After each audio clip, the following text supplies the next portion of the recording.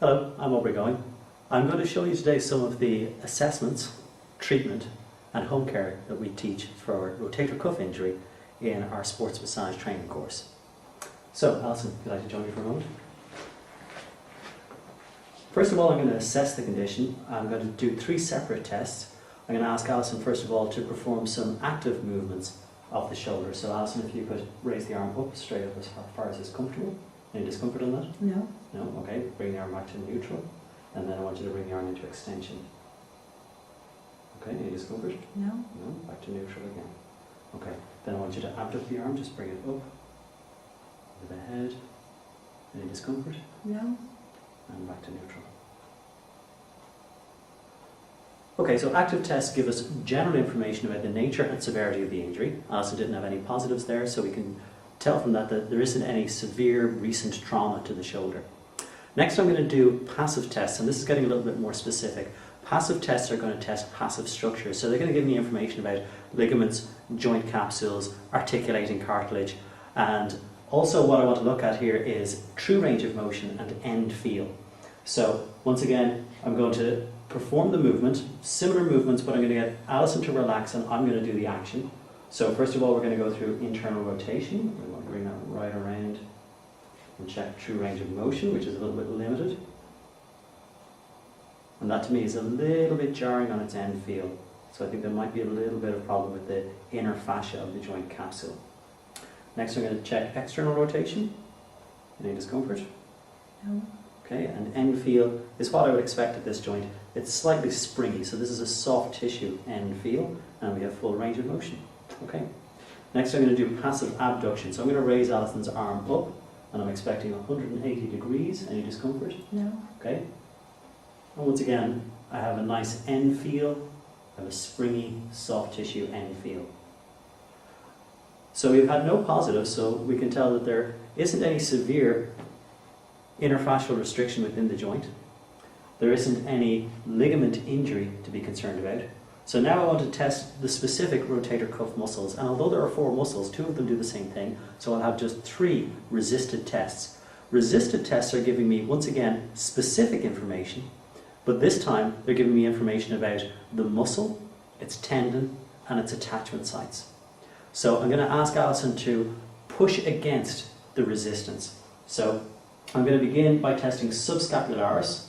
I'm going to bring the muscle to a lengthened position so that I get a strong contraction, and I'm going to ask Alison then to try to swing the arm in. If you try to bring your wrist towards your abdomen, turning the arm in, any discomfort? No. Go a little stronger, let's make the test a little bit stronger. Any discomfort?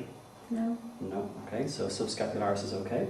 Next I'm going to test infraspinatus and teres minor at the same time, so I'm going to ask Alison to push out this time. Any discomfort? No. No, okay. And lastly, I'm going to check probably the most commonly injured of the rotator cuff muscles. I'm going to test supraspinatus. And from the client history, I'm expecting this one to be positive. So I'm going to ask Alison to push out. Any discomfort? Yes. Okay, can you point to where you feel that? Okay, and Alison is indicating a specific point, and relax. So this tells me that there is some scar tissue, some disorganized collagen in the area, probably from an old strain injury. If Alison had indicated a more general, broad area, I'd be more inclined to think this is a myofascial dysfunction. So let's move into treatment. We begin with myofascial techniques applied to the pectoral muscles. Although these are not part of the rotator cuff, when dysfunctional they do contribute to forward shoulder posture. Alleviating myofascial restrictions and trigger points in these often short, tight, facilitated muscles will allow more effective, pain-free treatment of their overstretched, inhibited antagonists. With the client now in a sideline position, we can treat serratus anterior. This will maximize the space between the scapula and the ribs, allowing for pain-free treatment of subscapularis. Passive mobilization of the scapula can now further increase the subscapular space. Subscapularis is now easy to access and treat with myofascial techniques and trigger point therapy.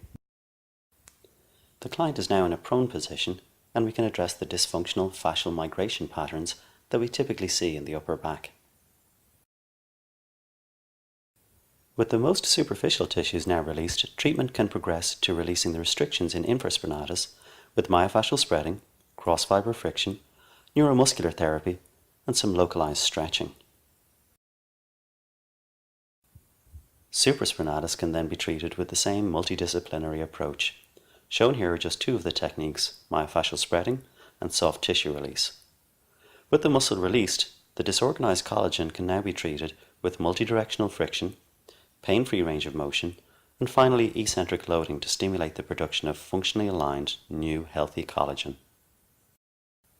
Treatment can then progress to release the adhesion and restriction found in trapezius and rhomboids. Passive mobilization of the scapula is a good finishing technique to ensure that all restrictions have been released and that full range of motion has been restored. Now, to maintain the effect of treatment, Alison is going to need to do some home care exercises. So I don't like overburdening the client with too many exercises in case they don't remember them, particularly if they're not used to doing stretching or strengthening exercises. So I'm going to do one stretching exercise and one strengthening exercise. I felt that part of the problem was a shortness in pec minor, so I'm going to give Alison a stretch now for pec minor. So Alison, I'm going to get you to bring your hands behind your head. Okay.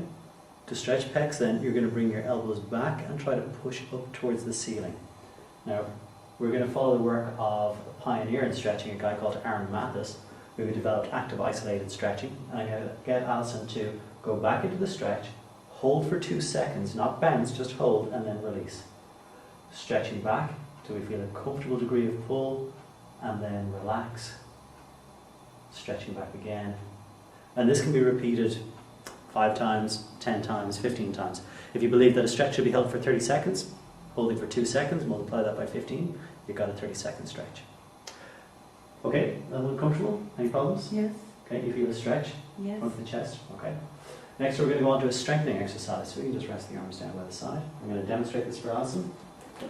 So I'm using a resistance band, and I'm going to do a strengthening exercise for infraspinalis, which I think will help realign the shoulders and deal with some of that medial rotation on the humerus.